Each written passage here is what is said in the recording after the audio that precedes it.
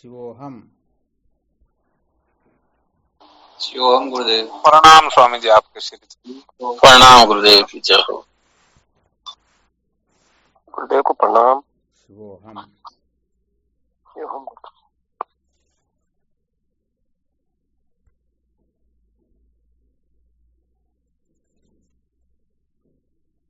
क्या विषय चल रहा था अपना? संसार को बनाए रखकर कभी भी सत्य का साक्षात्कार नहीं किया जा सकता। संसार को बनाए रखकर कभी भी सत्य का साक्षात्कार नहीं किया जा सकता, ये चल रहा था ना? जी गुरुदेव। महाराज जी वो था कि भाई अपने को ये सुरती माता को सर्वश्रेष्ठ प्रणाम में घोषित किया जाए वो करने के बाबत।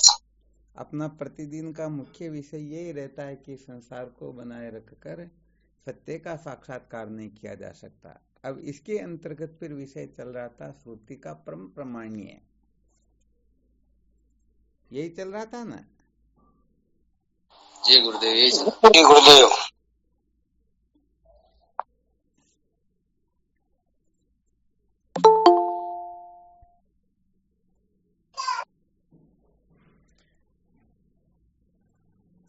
देखो यहाँ थोड़ा विशेष रहस्य अपने को समझ लेना होता है। वेद भगवान दो प्रकार के मार्ग का निरूपण करता, दो प्रकार के मार्ग का कथन करते हैं।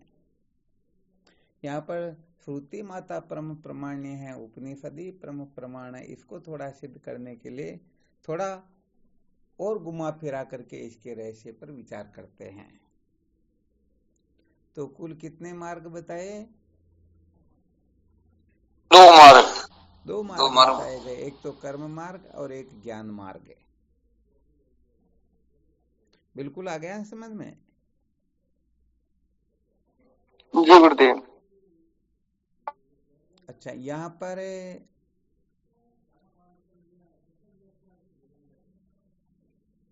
विचार को छोड़ करके आत्मा व ब्रह्म के एकत्व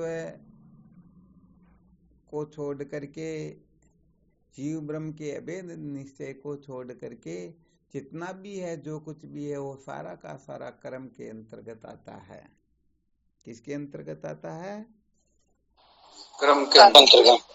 कर्म के अंतर्गत आता है।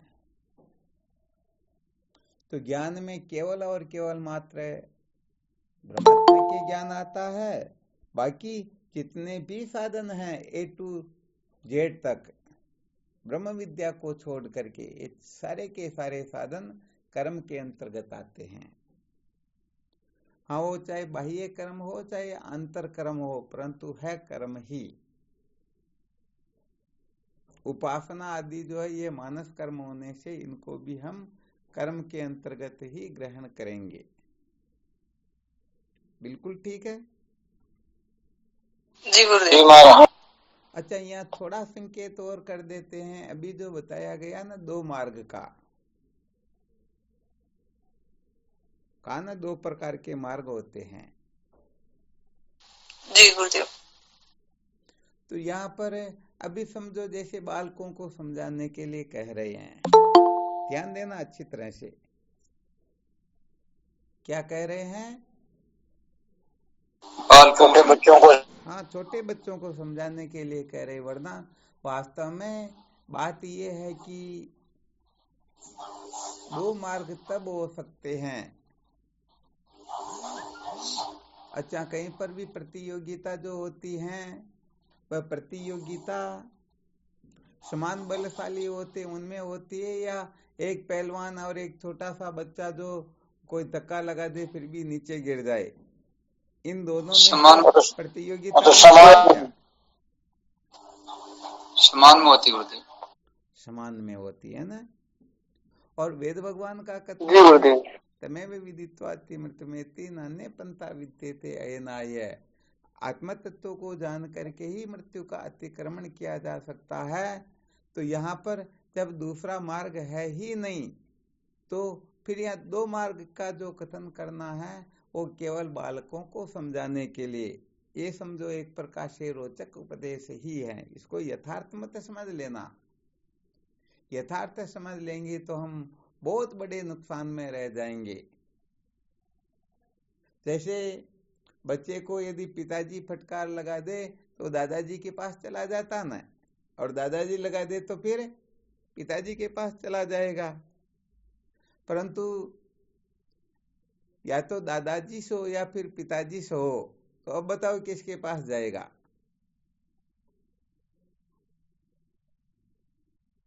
माँ के पास जाएगा।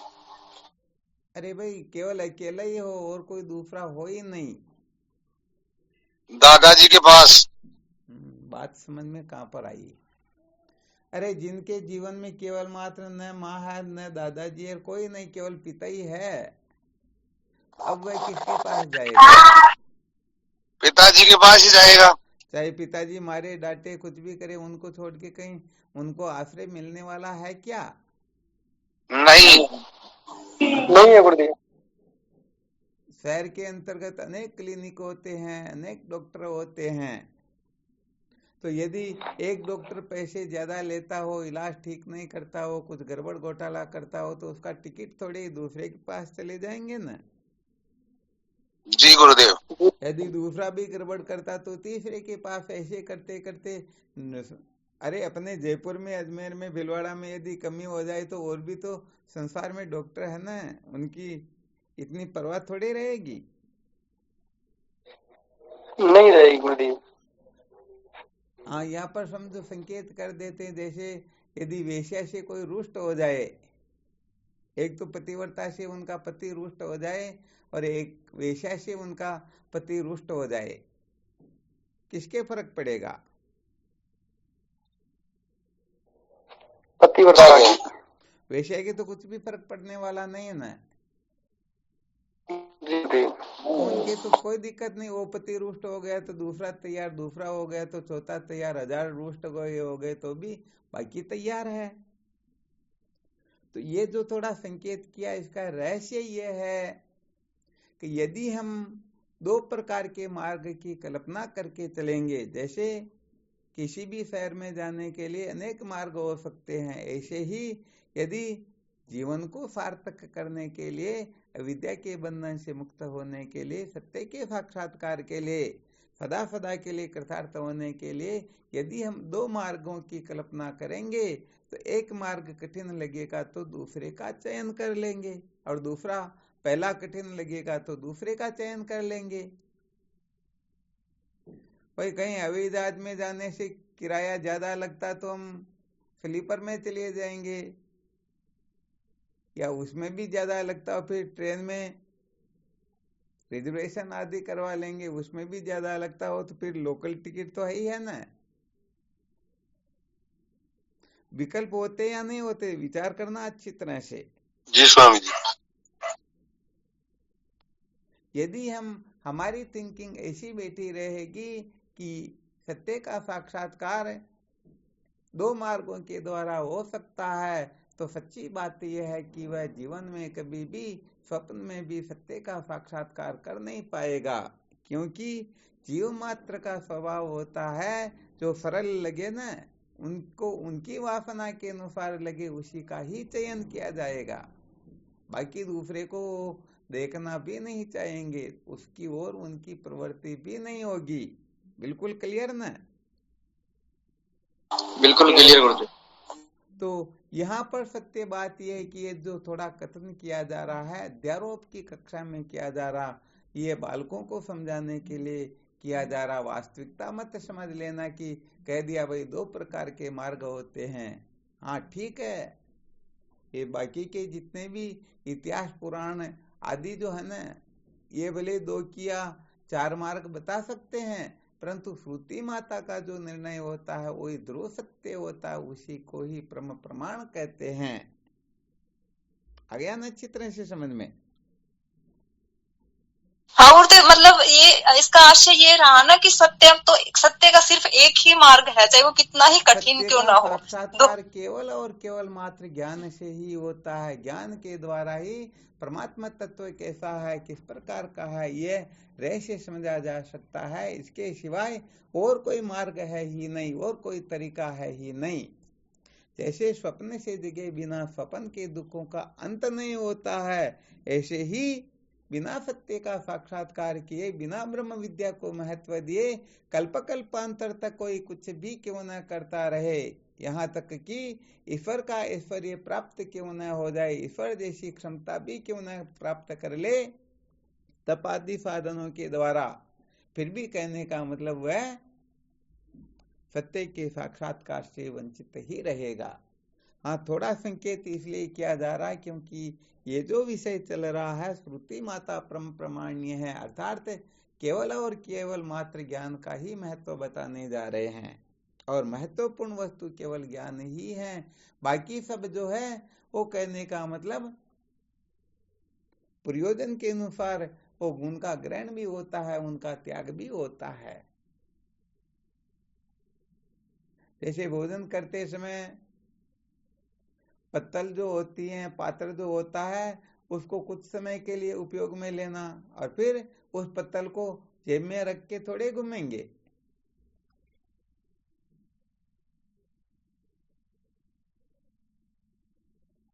ठीक है ना? नहीं घूमेंगे।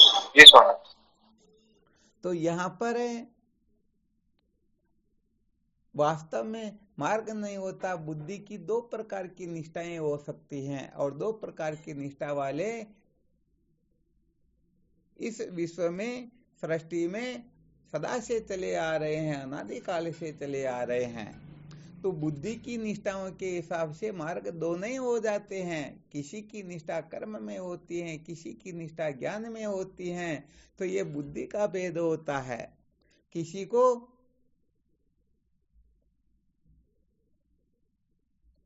मिठाई खाना पसंद होता है, किसी को नमकीन खाना ठीक लगता है, और किसी को दोनों ही ठीक नहीं लगते हैं। तो ये उनकी निष्ठा हुई ना, अलग अलग बुद्धि की कक्षाएं तो हुई। जी गुरुदेव।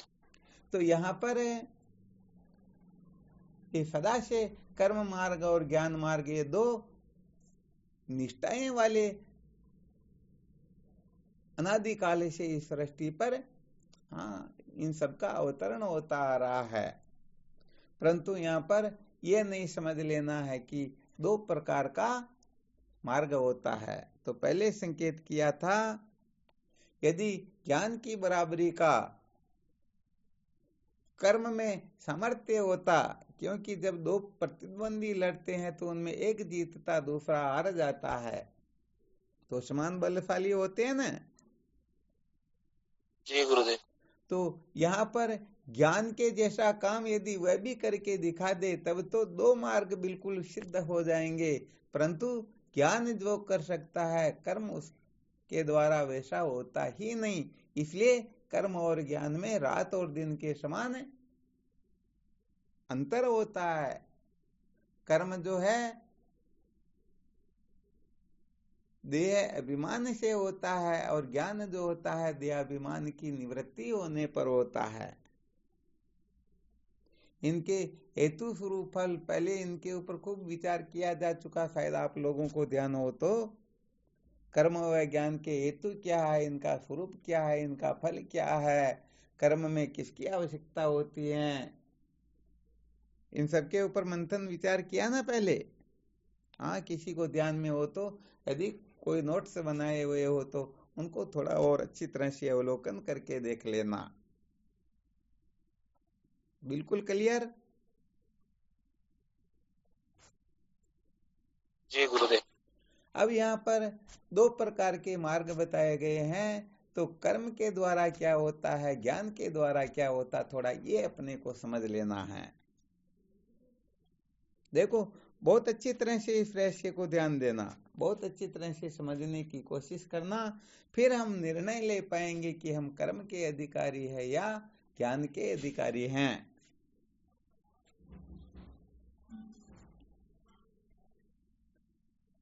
देखो, कर्म का जो प्रयोजन होता है ना, ज्ञान का प्रयोजन और कर्म का प्रयोजन, कर्म जो है परिवर्तन करने का काम करता है, और ज्ञान जो है यथार्थ स्थिति का दिग्दर्शन करवा देता है। क्या करवा देता है? यथार्थ स्थिति का यथार्थ स्थिति का दिग्दर्शन करवा देता है। वैसे सार रूप में कहे तो जो किसी भी प्रकार का परिवर्तन चाहते हैं, वो कोई क्यों न हो, सब कर्म के ही अधिकारी होते हैं, और जो वस्तु को है त्यों का त्यों जानना चाहते हैं, वह ज्ञान के अधिकारी होते हैं। ध्यान देना अच्छी तरह से। किसी भी प्रकार का परिवर्तन क्या तात्पर्य हुआ? चाहे संसार में परिवर्तन चाहो, चाहे अपने शरीर में परिवर्तन करना चाहो, चाहे इंद्रियों में करना हो, प्राणों में करना हो, मन में करना हो, बुद्धि में करना हो, कहीं पर भी किसी भी प्रकार से यदि कोई परिवर्तन करना चाहता है तो वह कर्म का ही अधिकारी होगा। अर्थात ज्ञान का रहस्य समझ में आने वाला है नहीं, क्योंकि परिवर्तन जो होता है केवल और केवल मात्र कर्म के द्वारा ही होता है। जैसे जब हमको भूख लगती है, उस समय भोजन के सिवाय किसी की याद नहीं आती, उस समय भले हमको वेदांत दर्शन भी क्यों न दे दे, वह इनका अध्ययन करो, तो भले वो देखेगा डर के मारे, परंतु उसका चिंतन तो भोजन का ही होगा न। जी गुरुदेव। तो किसी भी प्रकार का परिवर्तन, यहाँ पर यह नहीं कहा जा रहा है कि इसमें परिवर्तन कहीं पर भी किसी भी प्रकार से A to Z जितने भी परिवर्तन हैं, यदि कोई परिवर्तन करना चाहता है तो वह निश्चित रूप से कर्म का ही अधिकारी होगा। वह धर्म उपासना योग को ही महत्व देगा, क्योंकि धर्म उपासना योग के द्वारा ही परिवर्तन होता है। धर्म के द्वारा धर्म की निवृत्ति हो जाती है, उपासना के द्वारा वासना की निवृत्ति हो जाती है, और योग के द्वारा विक्षेप की निवृत्ति हो जाती है। तो जो अधर्म को मिटाना चाहते हो, जो वासना को मिटाना चाहते हैं, जो विक्षेप को मिटाना चाहते हैं, निश्चित रूप से ये कर्म के ही अधिकारी होंगे, क्योंकि ज्ञान कुछ परिवर्तन करने वाला है नहीं। ज्ञान तो सबका साक्षी होता है, सबका अधिष्ठान होता है, सबका प्रकाशक होता है। तो ज्ञान में किसी प्रकार का परिवर्तन होता ही नहीं, बल्कि ज्ञान तो समस्त परिवर्तनों का अधिष्ठान, साक्षी, दृष्टा आदि होता है। शायद रहस्य समझ में आ रहा होगा। होता क्या है कि हम सचमुच में देखो, ध्यान देना अच्छी तरह से, यदि हम परिवर्तन करना चाहे और ब्रह्म विद्या को महत्व दे, ब्रह्म विद्या की ओर प्रवृत्त हो, तो सच्ची बात है यहाँ बात बिगड़ जाएगी।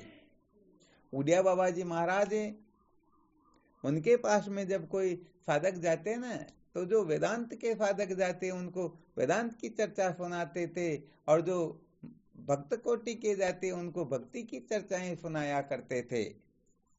तो एक बार अखंडानंद सरस्वती जी महाराज ने पूछ लिया, भगवान आप किसी को ज्ञान की, किसी को भक्ति की बात सुनाते हो, ऐसा क्यों, ऐसा भेद क्यों करते हो, सबको एक ही उपदेश सुनाया करो न।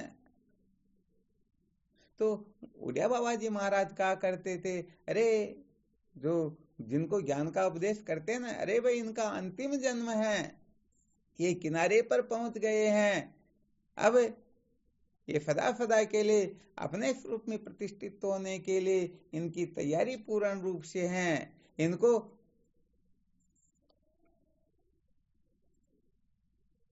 निम्न स्तर की बातें बता करके इनको फिर संसार समुद्र में, संसार के चक्कर में थोड़े भटकाना है।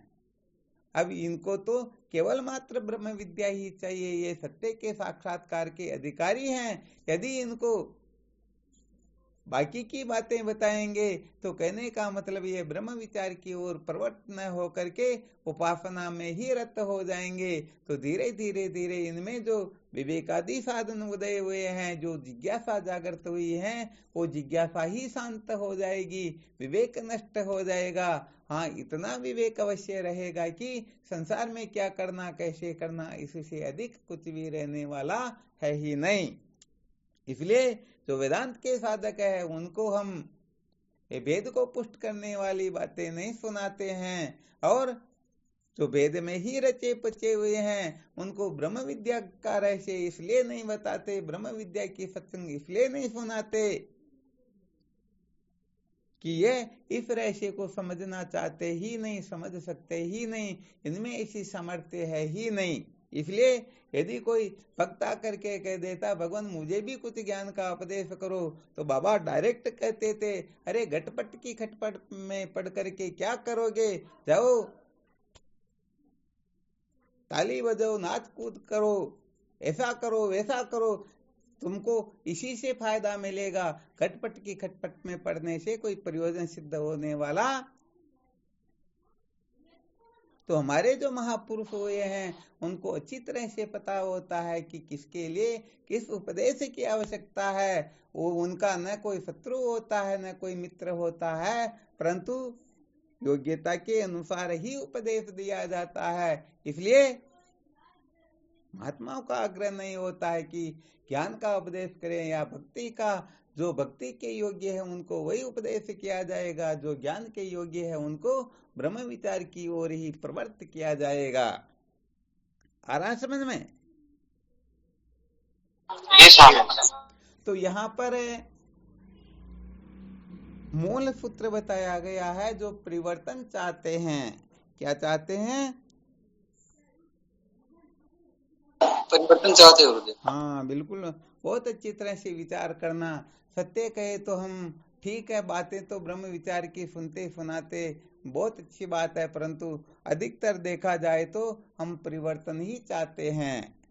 और जो परिवर्तन चाहने वाला वेदांत का मुख्य अधिकारी नहीं होता है, वह दूसरी कक्षा का किसी का भी अधिकारी हो सकता है, परंतु वेदांत का अधिकारी केवल और केवल मात्र वस्तु तत्व को, हाँ केवल और केवल मात्र परमार्थ तत्वों का ही बोध प्राप्त करना चाहता, इसके सिवाय और उसकी कोई मंशा होती ही नहीं। न तो वह संसार में परिवर्तन चाहता है, न अपने शरीर में परिवर्तन चाहता है, न इंद्रियों में परिवर्तन चाहता, न मन बुद्धि में परिवर्तन चाहता, क्योंकि वह जान जाता है कि मैं सबका दृष्टा साक्षी हूँ, ये सारे दृश्य मात्र है। अरे रस्सी में दिखाई देने वाले सर्प का कोई परिवर्तन करना चाहे, भाई हम इनको ऐसा मंत्र दे देते हैं, ऐसी साधना बता देते हैं कि ये फिर किसी को नुकसान नहीं पहुंचाएगा। अरे भाई पहले देख तो लो सचमुच में सर्प है या नहीं। तो जब तक हमारी दृष्टि में देह इंद्रिय प्राण मन बुद्धि की सत्ता है, हम इसमें परिवर्तन करना चाहते हैं। हमको कुछ ठीक लगता, कुछ ठीक नहीं लगता, कभी ग्रहण को, कभी त्याग को, कभी प्रवृत्ति को, कभी निवृत्ति को, कभी किसको महत्व देते हैं। ये उतार चढ़ाव जीवन में बने रहते हैं। तो भाई वो ब्रह्म विचार ठीक प्रकार से कर नहीं पाएंगे। इसलिए जीवन में सबसे पहले भक्ति की आवश्यकता होती है। और वेदांत के बड़े बड़े ग्रंथों में वेदांत के जो मूर्धन्य विद्वान हुए हैं, उन्होंने भी अपने ग्रंथ में इस प्रकार से लिख दिया कि भक्ति बिना ब्रह्म ज्ञान कदापि न जायते। अरे भाई भक्ति के बिना कभी ब्रह्म ज्ञान होता ही नहीं, क्योंकि भक्ति के द्वारा वो जितना परिवर्तन चाहते हैं कर सकते हैं। और परिवर्तन करने पर भी जब उनको सचमुच में सच्ची शांति नहीं मिलती है, वो ज्यों का त्यों संसार का बखेड़ा प्रतीत होता रहता है, तो उस समय फिर उनके हृदय में निर्मल वैराग्य विवेक आदि उदय होता है, जिज्ञासा जागृत होती है, और ब्रह्म विचार करके वो भी सदा सदा के लिए कृतार्थ हो जाते हैं। हाँ, किसी को किसी भी प्रकार की शंका हो तो यहाँ प्रस्तुत कर सकते हो। परंतु गुरुदेव जो कोई भक्ति करते हैं उनको अपना दुख पता ही नहीं चलता, तो वो वेदांत की तरफ आते ही नहीं। हाँ नहीं आएंगे, बिल्कुल ये बात है। वास्तव में वेदांत विचार की ओर तो वही प्रवृत्त होगा जो सचमुच में दुखों से छूटना चाहता हो। अब जिनको दुख ही मालूम न पड़े, क्या मालूम न पड़े, उनको दुख पता ही नहीं कि हम किस दुख में हैं, वो तो बस भक्ति में ही लगे रहे। हाँ बिल्कुल सत्य बात है। तो जब तक संसार का दुख रूप से प्रतीत न हो तब तक जिज्ञासा जागृत होती ही नहीं। जी बिल्कुल ठीक।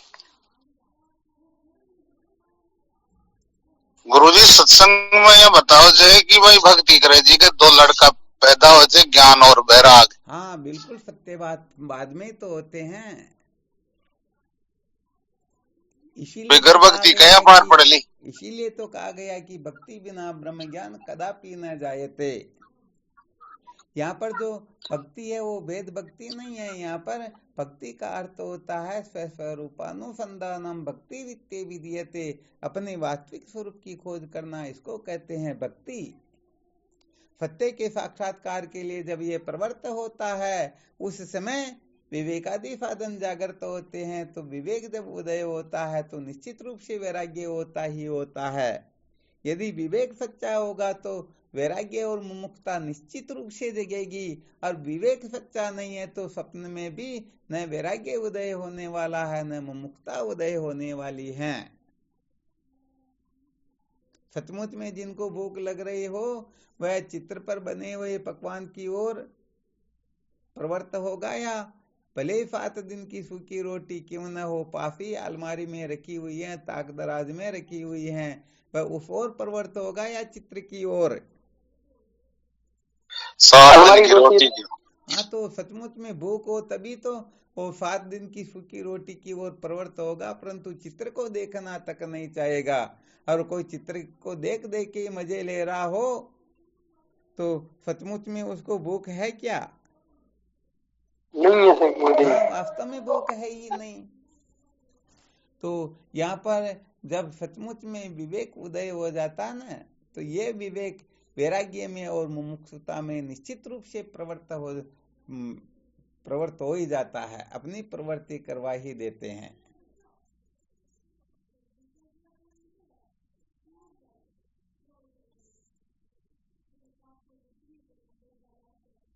क्या सार निकला?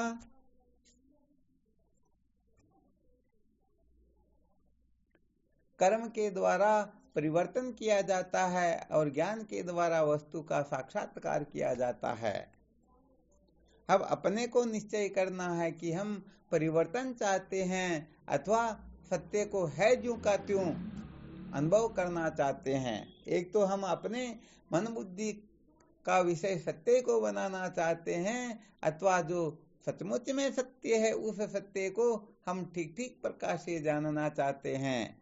यदि हम अपने मनोनुकूल ढंग से सत्य का साक्षात्कार करना चाहते हैं तो सच्ची बात यह है कि वहां ज्ञान की 1% भी आवश्यकता नहीं होगी, महत्व बुद्धि नहीं होगी, क्योंकि मनोनुकूल ढंग से जो सत्य का साक्षात्कार करना चाहते हैं उस जगह पर केवल और केवल मात्र कर्म की ओर ही प्रवृत्ति होगी, क्योंकि कर्म के द्वारा ही मनोनुकूल ढंग से सत्य का साक्षात्कार किया जा सकता है।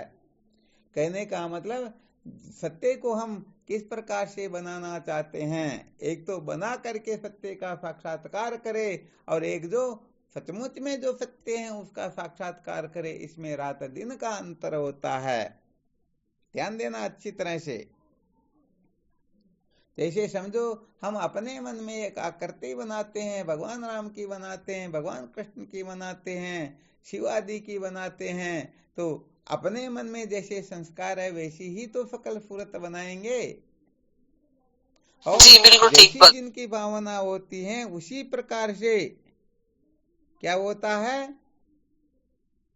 आकृति बनती है हमारी मन में, वैसी आकृति बनती है और उन्हीं का दिग्दर्शन होता है। और हम उनको परमात्मा समझ लेते हैं, उनको सत्य समझ लेते हैं। तो भाई मन के द्वारा बुद्धि के द्वारा जो कल्पना की जाती है प्रमाणिकी न भवति भ्रांत्या मोहित कल्पना। भगवान शंकराचार्य जी महाराज विवेक चूड़ामणि में लिखते हैं, मोह युक्त भावुक पुरुषों की हुई कल्पनाएं माननीय नहीं हुआ करती। तो भाई देखो हम बनाएंगे तो वो अपने वासना के अनुसार होगा, और जो सचमुच में सजाते विजाते स्वगत भेद से रहित उद्दालक मुनि अपने पुत्र श्वेत केतु को ब्रह्म विद्या का उपदेश करते हुए कहते हैं, सदैव सौमिद मग्राशिमेवा द्वितीयम ब्रह्म। हे सौम्य, इस सृष्टि की उत्पत्ति से पहले सजाते विजाते स्वगत भेद से रहित एक अद्वितीय ब्रह्म ही था। तो भाई वो जो अद्वितीय ब्रह्म है जो सजाते विजाते स्वगत भेद से रहित है, जो अस्थि भांति प्रिय रूप है, जो द्वैत की अत्यंत भाव से उपलक्षित और प्रत्यक्ष चैतन्य से अभिन्न जो तत्व है, भाई उस तत्व का साक्षात्कार तो ज्ञान वस्तु के अधीन होता है। तो उस तत्व का साक्षात्कार करना हो तो उनको किस प्रकार से जाना जाता है, उस शैली को महत्व देना होगा। और हम बना करके, कल्पना करके, भावना करके, मान्यता बना करके करना चाहते हैं तो फिर हम जैसा चाहेंगे वैसा ही हम कर सकेंगे। तो यहाँ आपको थोड़ा कर्म और ज्ञान मार्ग का दिग्दर्शन करवाया।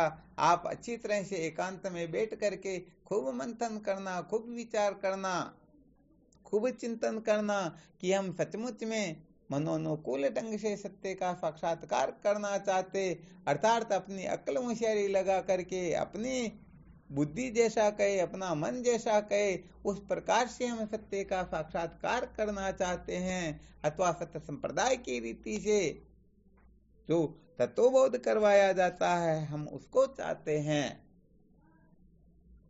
विचार करते करते यदि ऐसा भावस्पूर्ण हो जाए कि नहीं हम तो अपने हिसाब से सत्य का साक्षात्कार करना चाहते हैं, तो भाई इसके लिए फिर ये धर्म उपासना योग, ये जितने भी साधन हैं A to Z तक, आप इसमें से अपने हिसाब से किसी साधन को पकड़ो, उसको महत्व दो और उनके अनुसार अपने जीवन को बनाने की चेष्टा करो। निश्चित रूप से आपको फायदा हो जाएगा, क्योंकि ये मन आप स्वयं कल्पवृक्ष हो, जैसी कल्पना करोगे, जैसी भावना करोगे, उस प्रकार से निश्चित रूप से प्राप्त हो ही जाएगा।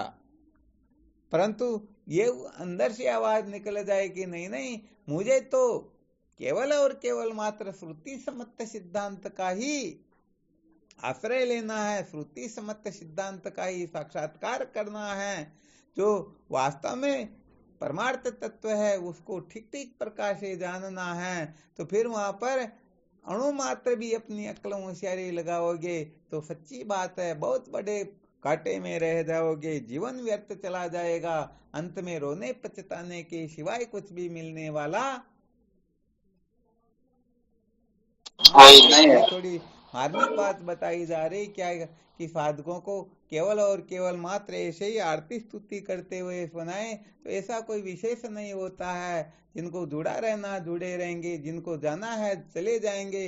अरे वास्तव में सत्य का जब विवेचन किया जाता तो परवाह नहीं की जाती है, क्योंकि सारा संसार स्वप्न के समान है।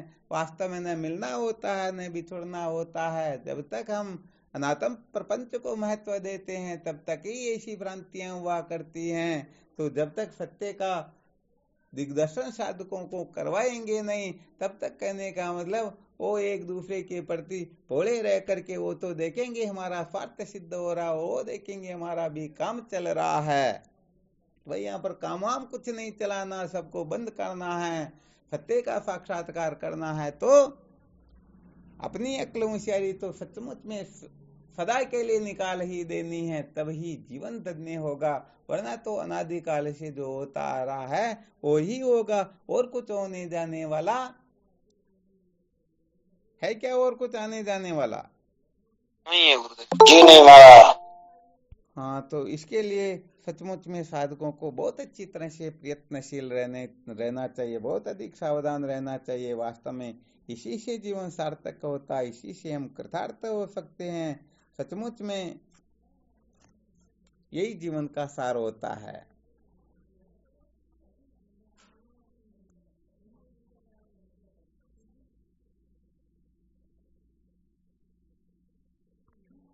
इसमें किसी को किसी भी प्रकार की शंका हो तो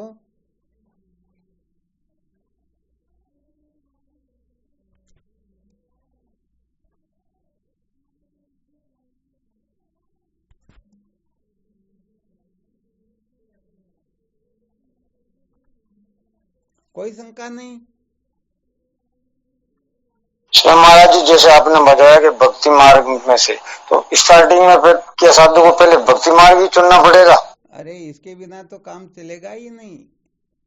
यदि तो हाँ वो तो ठीक है। LKG उत्तीर्ण किए बिना कोई सोच ले कि हम कलेक्टर बन जाएंगे तो कभी सपना भी नहीं देखना चाहिए। ये वेदांत बिल्कुल सही बात। वेदांत का जो तात्पर्य है ना, हाँ, दोनों प्रकार से रहस्य बताया जाता है कि LKG बिना उत्तीर्ण किए कोई कलेक्टर बन सकता ही नहीं, परंतु केवल मात्र LKG पढ़ करके ही नहीं।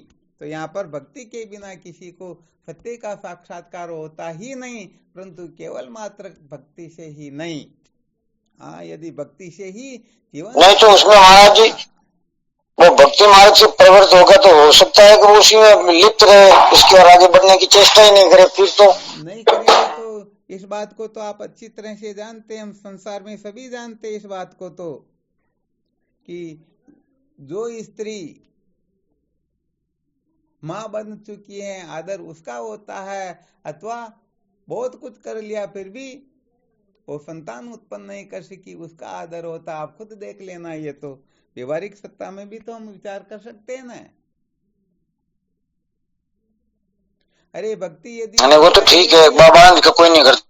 हाँ, बांझ स्त्री का महत्व थोड़े होता, तो भक्ति बांझ ही है। यदि ज्ञान वैराग्य उदय नहीं हुआ तो बिना ज्ञान वैराग्य के भक्ति का कोई प्रयोजन नहीं होता। भक्ति तभी ही सार्थक होती है जब ज्ञान और वैराग्य उदय हो जाए। और ज्ञान वैराग्य कब उदय होंगे? जब भक्ति को अंतिम कक्षा न समझे। यदि भक्ति को अंतिम कक्षा समझ लेंगे, भक्ति से आगे कुछ है ही नहीं, तो बताओ फिर ज्ञान वैराग्य उदय कैसे होंगे? तो असंभव है मान। हाँ, इसलिए श्रीमद् भागवत महापुराण के अंतर्गत ज्ञान और वैराग्य को भक्ति का पुत्र बताया गया है। तो यदि माँ से सारा काम हो जाता है तो दो दो बेटों को पैदा करने की जरूरत रहती क्या? नहीं रहती सर, नहीं रहती ना। रामचरितमानस के अंतर्गत ज्ञान विराग नयन और गारी, अर्थात ये भक्ति के दो नेत्र है। यदि कोई भक्त सोच ले बिना ज्ञान वैराग्य के मैं भक्ति को कृतार्थ कर लूंगा, सफल कर लूंगा, तो सपना भी मत देखना, क्योंकि ज्ञान वैराग्य के बिना तो काम कुछ चलता ही नहीं है। हाँ, ये विशेष बात है। प्रणाम स्वामी जी आपके श्री चरण। हाँ शिवोहम। स्वामी जी भक्ति जो है एक ही प्रकार की होती है या दो प्रकार से की जाती है? फिर ये पहले आज जो सुना है उसका निर्णय लो। हम परिवर्तन करना चाहते हैं या सत्य का साक्षात्कार करना चाहते हैं? उसके बाद में यदि आप परिवर्तन चाहते हो तो आपको सब प्रकार बताएंगे, क्योंकि हम परिवर्तन की कक्षा ये नहीं है, यहाँ पर सत्य के साक्षात्कार की कक्षा है। जी गुरुदेव। हाँ, इसका विषय फिर और मंथन करेंगे। आज जो मुख्य सूत्र सुना है, सबसे पहले ये निर्णय लो, वरना हम क्या कि सुनते क्या फिर पता नहीं क्या क्या और कर लेंगे। खूब अच्छी तरह से मंथन करके देखो, फिर निर्णय लेकर के देखते हैं कि सचमुच में सत्य का साक्षात्कार करना चाहते हैं तो कितना पावर आप लोगों में। ज्यादातर तो परिवर्तन वाले ही हम निकलेंगे, सब परिवर्तन चाहते किसी न किसी प्रकार से। सत्य का साक्षात्कार करने वाला तो कचिन्माम वेति तत्वतः, भगवान कृष्ण कहते हैं ना 7वें अध्याय के 3 श्लोक में। जी गुरुदेव, सत्य वचन। हाँ, होता है क्या कि बहुत सारा जो इधर उधर हो जाता ना, श्रुति माता संकेत करती हैं नानु त्यायात बहुन शब्दान वाचो विज्ञापनम ही ततः, बहुत सारी बातों को मत सुनो, बहुत सारी बातों को मत कहो, क्योंकि इससे वाणी को व्यर्थ ही कष्ट होता है। तो यहाँ पर कुल मिलाकर के जो सुना, पहले अच्छी तरह से उनको जीवन में उतारने का कष्ट करो, उनको अच्छी तरह से समझने की चेष्टा करो, अच्छी तरह से उसका मंथन करो। भगने से कुछ काम चलने वाला नहीं है। आकाश पाताल करने लग जाएंगे, यही मेरा यही मेरा यही मेरा, ऐसा थोड़े होता। वो संसार के लोग ही इतना तो तर्कों के पीछे लिख करके चलते हैं कि जो मेरा है वो कहीं जाने वाला नहीं, और जो मेरा है वो रहने वाला नहीं। हाँ, तो सबसे पहले अच्छी तरह से मंथन करके देखो। यदि हम परिवर्तन चाहते हैं तो फिर केवल और केवल मात्र अपनी पूरी शक्ति इसी जगह पर लगाओ। और यदि हम सत्य का साक्षात्कार करना चाहते हैं, ऐसी अवस्था में यदि सत्य के साक्षात्कार की योग्यता यदि अभी तक प्रकट नहीं हुई, तो उसके लिए फिर भक्ति का विधान करना है, ध्यान का करना है या धर्म आदि का करना, वो फिर निर्णय बाद में लिया जाएगा। तो पहले ये तो निश्चय हो ना, हम सचमुच में सत्य का साक्षात्कार करना चाहते हैं या नहीं। और यदि कोई कहे हम करना चाहते हैं, तो भाई आप अपने हिसाब से करना चाहते हो या फिर गुरुजनों के हिसाब से, अपने हिसाब से करना चाहते हो, तो फिर उनके लिए तो न भगवान की आवश्यकता, न गुरुजनों की आवश्यकता, न श्रुति माता की आवश्यकता, वो फिर उनके हिसाब से देखते रहेंगे। और नहीं हम तो श्रुति सम्मत सिद्धांत से करना चाहते हैं, तो फिर अपने मन बुद्धि को, अपने दिमाग को कचरे में डाल करके आओ। इनको फिर यहाँ ज्यादा लगाने की जरूरत नहीं है, ज्यादा लगाएंगे तो फिर बात गड़बड़ा जाएगी। सत्य वचन।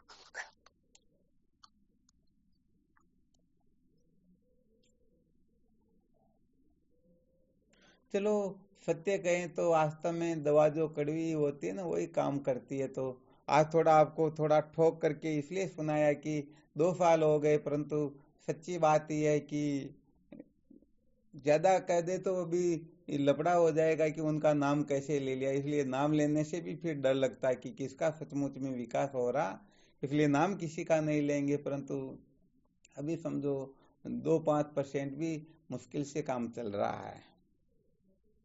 तो अपनी क्या तैयारी होनी चाहिए, किस प्रकार से हमें तत्परता बरतनी है, किस प्रकार से सावधान रहना, ये थोड़ा मुश्किल हो रहा। तो थोड़ा यहाँ पर समझ को ठीक बनाओ, उस प्रकार से तैयारी करो। जिस प्रकार से तैयार करना चाहते हैं वैसे बहुत मुश्किल हो रहा। कुल मिलाकर के मन के चेले 100% बने हुए हो। मैं तो सोचता हूँ 10% भी गुरु जी के चेले बन जाओगे तो भी निश्चित रूप से कल्याण हो जाएगा। हाँ, इसलिए कोई ऐसा अभिमान में मत रह जाना कि मैं तो 100% बना हुआ हूँ, 99% बना हुआ हूँ।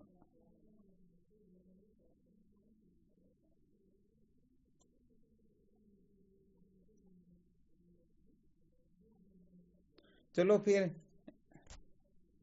आप लोग हो तो यदि इस विषय पर और चिंतन करना चाहो तो क्लास जुड़ी हुई है, और चिंतन मनन करना, परंतु फालतू कुछ भी चिंतन मनन नहीं करना। इसे तो लेफ्ट होना अच्छा, पता नहीं कौन क्या कह देता, कौन क्या कह देता, तो और दिमाग खराब हो जाता।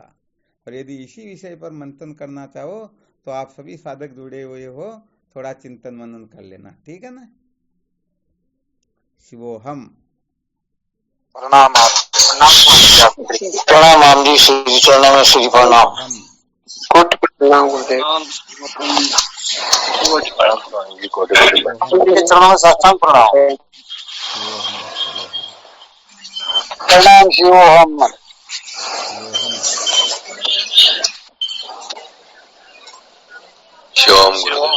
प्रणाम गुरुदेव, आपकी श्री चरणों में कोटि प्रणाम। शिवोहम गुरुदेव जी। शिवोहम।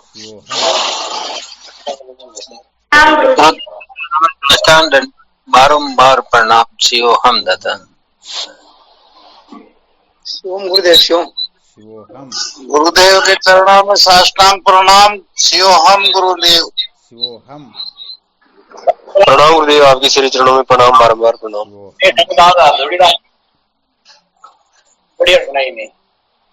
गुरुदेव भगवान के श्री चरणों में साष्टांग दंडवत प्रणाम। शिवोहम। शिवम गुरुदेव। शिवम चरण स्पर्श। शिवोहम। शिवम। परम गुरुदेव भगवान के पावन चरण कमल में कोटि कोटि प्रणाम। शिवोहम। प्रणाम गुरु जी, कोटि कोटि प्रणाम। शिवोहम। हाँ गुरुदेव, एक प्रश्न था। बोलो। हाँ, मैं ये कह रही थी, जैसे हम सत्य के मार्ग पे चलते हैं वेदांत के अनुसार, तो फिर माया बीच बीच में भटका देती है।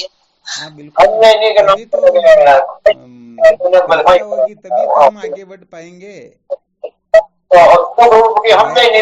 करने का और अपना काम पहुंचने का। अब हम जीतते या माया जीतती, इसमें थोड़ा विचार करके देखना।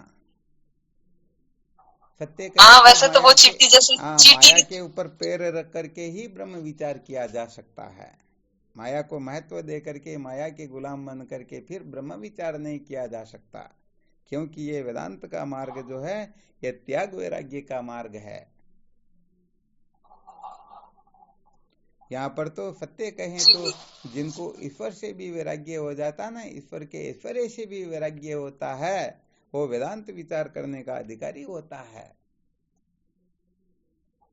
कहते हैं जिनको अधर्म से वैराग्य हो धर्म का अधिकारी होता है, जिनको वासना से वैराग्य हो वह उपासना का अधिकारी होता है, जिनको 3 गुणों के कार्य से वैराग्य हो वह योग का अधिकारी होता है, और जिनको आत्मा के सिवाय सबसे वैराग्य हो जाए, गुरुदेव के सिवाय सबसे वैराग्य हो जाए, वो ब्रह्म विद्या का मुख्य अधिकारी होता है।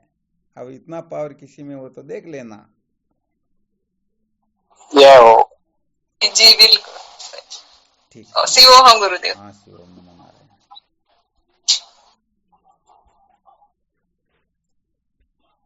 कोटि कोटि प्रणाम स्वामी जी, आपके शिव चरणों।